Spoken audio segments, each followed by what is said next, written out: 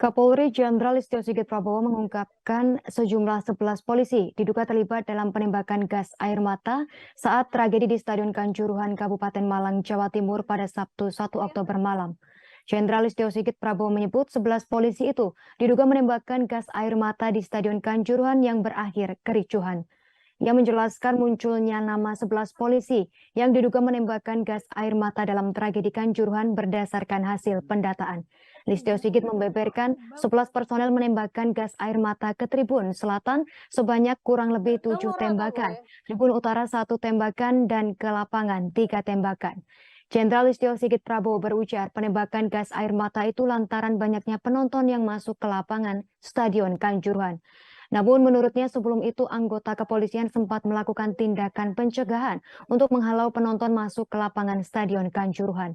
Listio Sigit mengatakan tembakan gas air mata membuat para penonton merasa pedih di mata hingga panik berlarian berusaha meninggalkan arena.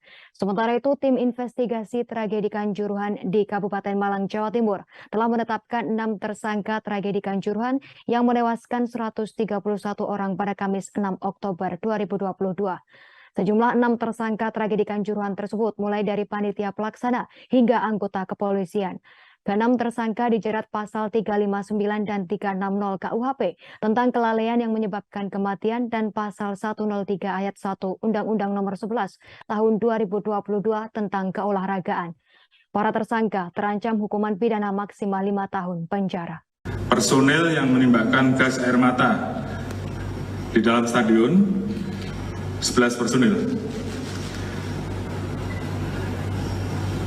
Kemudian terkait dengan